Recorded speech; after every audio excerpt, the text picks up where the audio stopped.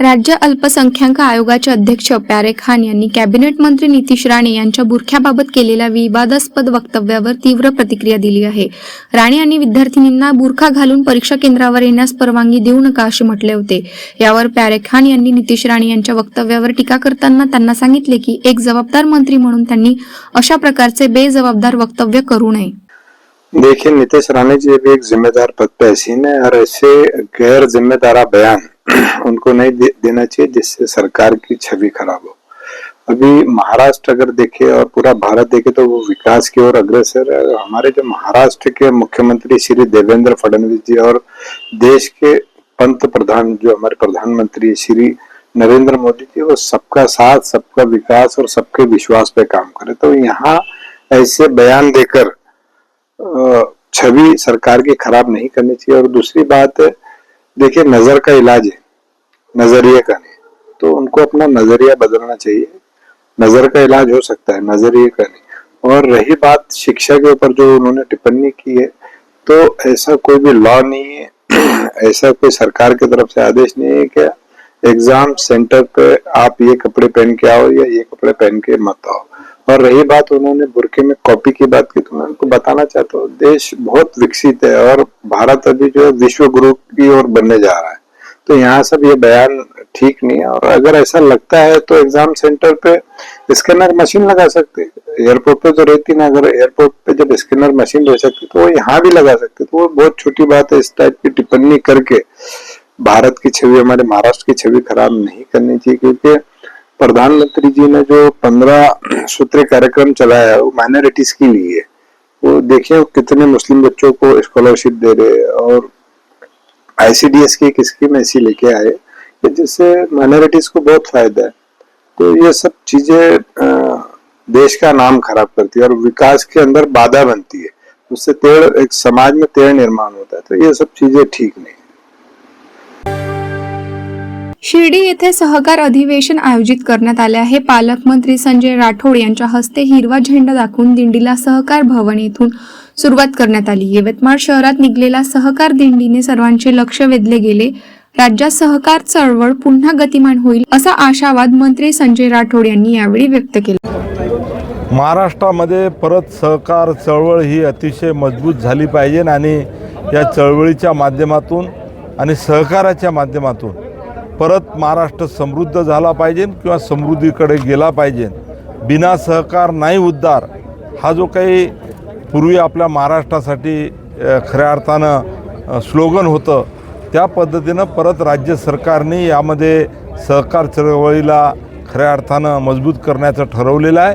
आणि म्हणून राज्य सरकार असेल किंवा महाराष्ट्र पतसंस्था फेडरेशन असेल, याच्या संयुक्त विद्यमाने ही सहकार दिंडी संपूर्ण महाराष्ट्रात या ठिकाणी निघालेली आहे। आणि शिर्डीमध्ये सहकाराचं एक मोठं अधिवेशनसुद्धा होणार आहे। खरं तर देशाचे प्रधानमंत्री सन्माननीय नरेंद्र मोदी साहेब यांनी पूर्ण देशातच सहकार क्षेत्राच्या माध्यमातून समृद्धी आणण्याचा संकल्प केलेला आहे। आणि देशामध्ये पहिल्यांदाच सहकार क्षेत्र हे निर्माण झालेलं आहे आणि त्याची धुरा देशाचे कणखर गृहमंत्री सन्माननीय अमित शाह साहेब यांच्याकडे सहकार विभाग दिलेला आहे। आणि म्हणून खऱ्या अर्थानं महाराष्ट्र हा अनेक वर्षापासून सहकार क्षेत्रात चांगलं काम करणारं राज्य आहे। कारण राज्यामध्ये सन्माननीय आदरणीय यशवंतराव चव्हाण साहेब किंवा वसंतदादा पाटील, वसंतरावजी नाईक साहेब किंवा अनेक असे सहकार महर्षी होऊन गेले की ज्यांनी खऱ्या अर्थानं सहकाराच्या माध्यमातून या ठिकाणी उद्धार केलेला आहे, महाराष्ट्राचं समृद्धी आणलेली आहे। आणि परत ही समृद्धी महाराष्ट्रामध्ये या सहकार क्षेत्राच्या माध्यमातून निर्माण करायची आहे आणि त्यासाठी वेगवेगळी धोरणं, वेगवेगळे निर्णय राज्य सरकार या ठिकाणी आणत आहे। उल्हासनगर महापालिकेच्या आरोग्य विभागाच्या दुर्लक्षपणामुळे शहरातील अनेक भागात कचऱ्याचे साम्राज्य पसरले आहे। विशेषतः उल्हासनगर कॅम्प 1 टिळकनगर भागात पाण्याच्या जलकुंभाच्या ठिकाणी मोठ्या प्रमाणात कचरा साचला आहे। त्यामुळे डासांचा प्रादुर्भाव वाढला आहे। शिवाय कचऱ्यातून निघणाऱ्या दुर्गंधीमुळे नागरिकांना त्याचा त्रास होत आहे। अशा दुर्गंधीयुक्त वातावरणात रहिवाशांना राहावं लागत आहे। उल्हासनगर महापालिकेत या संदर्भात तक्रार करून देखील उपाययोजना करण्यात आलेल्या नाही. त्यामुळे इथल्या नागरिकांनी प्रशासनाला हात जोडून आम्हाला या दुर्गंधीतून मुक्त करावं अशी विनंती केली आहे. टिळकनगर परिसराचा हा जलकुंभाचा परिसर आहे. जवळच एक आरोग्य केंद्र आहे उल्हासनगर महानगरपालिकेचं, परंतु या ठिकाणी आवाजही वाढलेले रानटी झाडझुडप खूप मोठ्या प्रमाणात आहे. त्यामुळे तिथं साप फिरतात. त्या परिसरातील लोकांच्या समस्या आहेत, त्यांनीच आमच्याकडे समस्या मांडल्या. तिथं साप फिरतात, घुशी, उंदरांचं ते उंदरं वाढलेले आहेत, घाणीचं साम्राज्य, डास, मच्छर होतात, रोगराई होऊ शकते. तर आम्ही महानगरपालिकेला कालच पत्रव्यवहार केलेला आहे.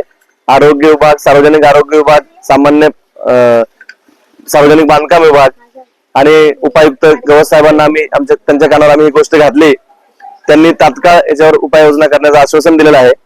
आणि जर उल्हासनगर महानगरपालिकेकडून या समस्यांवर तोडगा काढला नाही गेल्यास महाराष्ट्र नवनिर्माण सेनेतर्फे या समस्येवर आंदोलन केलं जाईल आणि ते आंदोलन तीव्र असणार. जलकुंभ असल्यामुळे साहजिकच तिथं वाल पण आहेत आणि वाल जवळ अशी झाडे झुडपे असल्यामुळे तिथं घाण साचलेली आहे, माती आहे आणि म्हणून आम्ही पाणी पुरवठा विभागालाही अशाच प्रकारे एक निवेदन दिलं आहे. त्यांनी या गोष्टीवर लक्ष द्यावे आणि तात्काळ उपाययोजना कराव्यात आणि लोकांमध्ये रोगराई पसरणार नाही, त्यांना त्रास होणार नाही, त्यांना स्वच्छ पाण्याचा पुरवठा होईल यासाठी त्यांनी व्यवस्थित उपाययोजना कराव्या अशी आम्ही त्यांच्याकडे मागणी केलेली आहे. मी कविता जगताप आहे. मला इथं भरपूर प्रॉब्लेम आहे. नीट आम्हाला काही सुविधा नाही आहेत. एकतर एवढी झाडं वाढलेली आहे ती, त्याच्यामुळे कचरा, पाण्याचा त्रास, वाल एवढे घाण आहे, त्याच्यातलं पाणी आम्हाला येतं. आम्ही लोक आजारी पडतो सारखे. मच्छर, इथं साप फिरतात, आमची बारकी लेकरं आहेत. भरपूर आम्हाला प्रॉब्लेम आहे तिथं आणि आम्ही सगळ्यांनी मिळून भरपूर वेळाला सांगितलं की इथं आम्हाला करून द्या सफाई, तर कोणी आमच्याकडे लक्ष देत नाही. आमच्या एरियाचं नाव कोणी घेत नाही, का आमच्या एरियाला कोणी सपोर्ट करत नाही आणि आमच्यापेक्षा वयस्कर आहेत त्यांना पण नीट व्यवस्थित सुविधा नाही. सीडींवरती बघा माती कुठे असते, कचरा ते साफ करतात पण त्या मातीमुळे कोणी पडतं, लहान लेकरं पडतात, त्यांना लागतं, कमी जास्त होतं, साप त्या पायऱ्यांवरून फिरतात. आम्हाला भरपूर त्रास आहे. आम्ही सगळेजण तुम्हाला विनंती करा. हे जसं आता माझ्या लग्नाला 22 वर्ष झाले तर मी हे बघतीये आणि जवळजवळ आता मी 5 वर्षापासून भरपूर जणांना सांगितलं. ते बोलतात आमच्या हातात नाही, ते बोलतात आमच्या हातात नाही. आता त्यांचं नाव आम्ही काही घेऊ नाही शकत आहे. तुमच्याकडनं होत असेल तर करा, आमच्याकरता आमची मदत करा तुम्ही सगळेजण. तुमचे आम्ही भरपूर आभारी राहू. आम्हाला सहकार्य करा या कामामध्ये. माझं नाव कुसुम साहेबराव चव्हाण. काय नेमकं काय समस्या आहे? नेमकं आमच्याला हे कचरा आहे, मच्छर होतात, आम्हाला सोय नाही कशाची. इथं वाल आहे, दवाखाने आहेत, आम्हाला कोणतेच नाही, अशा बिमाऱ्या होतात. झाडं झुडपं किती वर्षापासून येतात? हे लई वर्षापासून आहेत, जसे आम्ही राहायला तसे आहे ते झाडं झुडपं. कोणी साफसफाईला येत नाही का? येतात ना साफसफाईला, वरचे काढून जातात. इथं तर कचरा तसंच राहतो. शक्तीपीठ महामार्गाला एकीकडे शेतकऱ्यांचा विरोध होत असताना दुसरीकडे मात्र शक्तीपीठ महामार्गाला 12 जिल्ह्यातून आता मोठ्या प्रमाणात समर्थन मिळताना दिसत आहे. शक्तीपीठ महामार्गाच्या समर्थनार्थ आज नांदेड जिल्हा अधिकारी कार्यालयावर शेतकऱ्यांनी मोर्चा काढला. शक्तीपीठ महामार्ग झाल्यास मराठवाडा आणि विदर्भातील तरुणांना रोजगाराची संधी उपलब्ध होणार आहेत.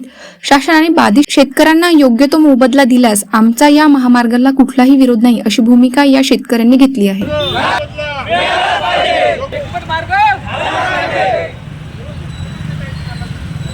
शक्तीपीठ महामार्ग व्हावा आणि त्याच्यासाठी समर्थनासाठी आम्ही पूर्ण 12 जिल्ह्यातील लोक म्हणजे जवळपास वर्धेपासून तर कोल्हापूर पर्यंतचे आज या नांदेड शहरात आलो आहे आणि आम्ही कलेक्टर साहेबांना एक निवेदन देणार आहोत.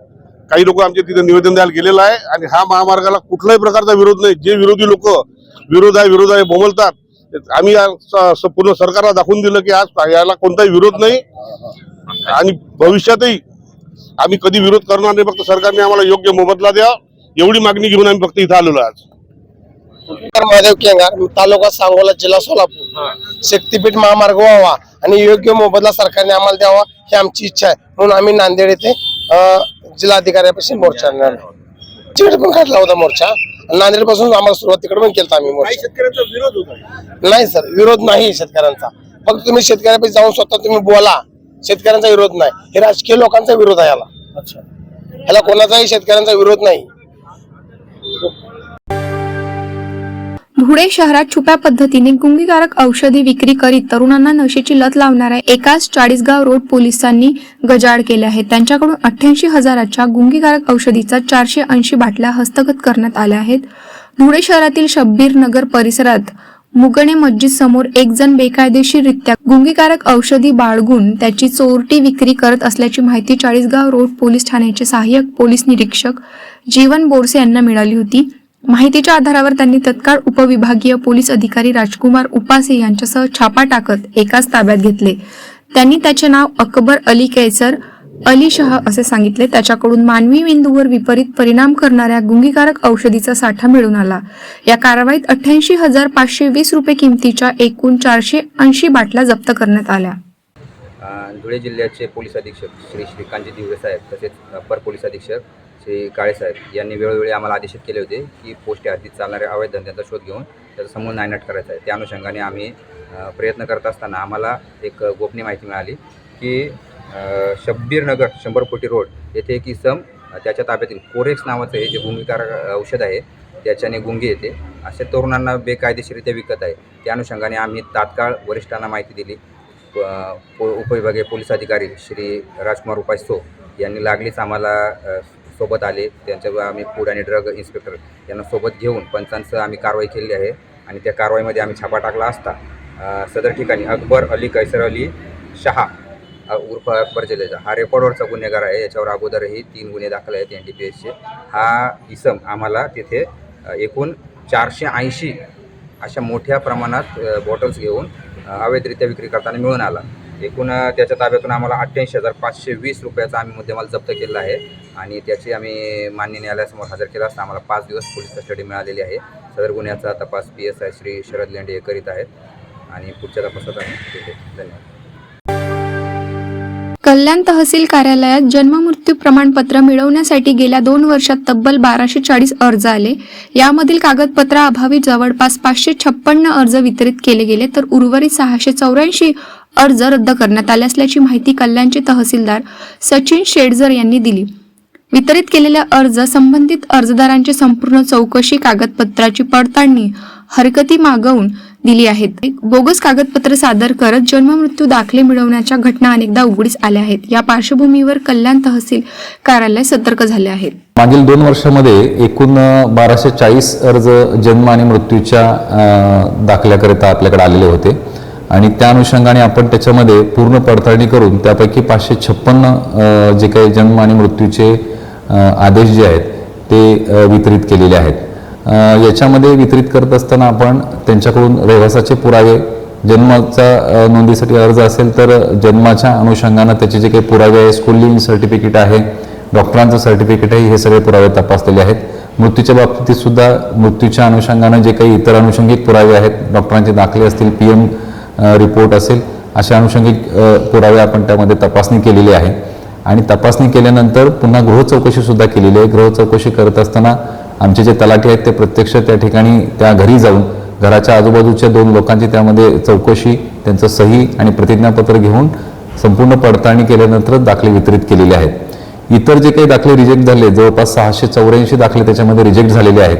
हे रिजेक्ट करत असताना आम्ही त्याच्यामध्ये जर कुठलं संशयास्पद असेल किंवा पुरेसे पुरावे नसतील किंवा त्यांनी जन्माच्या नोंदीबाबतचा जे काही तारीख नमूद केली आहे त्या तारखेच्या अनुषंगाने पुरावे नसतील, मृत्यूच्या अनुषंगाने जे तारीख नमूद केली आहे त्याचे काही पुरावे नसतील तर त्या अनुषंगाने आम्हाला जर कुठली गोष्ट त्यामध्ये सफिशियंट वाटली नाही तर ते आम्ही त्याच्यामध्ये ते नामंजूर केलेले आहेत. याच्यामध्ये जे 1240 अर्ज आपण प्रकरणं तपासलेली आहेत त्यामुळे पूर्ण प्रक्रिया तपासून त्याच्यामध्ये पेपर नोटीस देऊन हरकती मागवून आपण 556 अर्ज त्या ठिकाणी मंजूर केलेले आहेत. NTCच्या 4 बंद गिरण्यातील कामगारांना महिनोमहिने थकीत पगार मिळत नसल्याने राष्ट्रीय मिल मजदूर संघाने आज बिलाटपियर येथील NTCच्या प्रधान कार्यालयात शिरून जोरदार नारेबाजी करत आंदोलन छेडले आहे. संघटनेचे अध्यक्ष आमदार सचिन अहिर आणि सरचिटणीस गोविंदराव मोहिते यांच्या नेतृत्वाखाली हे आंदोलन सुरू झाले असून यावेळी NTC अधिकाऱ्यांनी शिष्टमंडळालाही भेट देण्यास नकार दिल्याचा आरोप करत आमचे निवेदन दिल्लीतील संबंधित अधिकाऱ्यापर्यंत पोहोचवावे अन्यथा आमरण उपोषण व तीव्र आंदोलन छेडले जाईल असा इशारा आंदोलकांनी दिला आहे.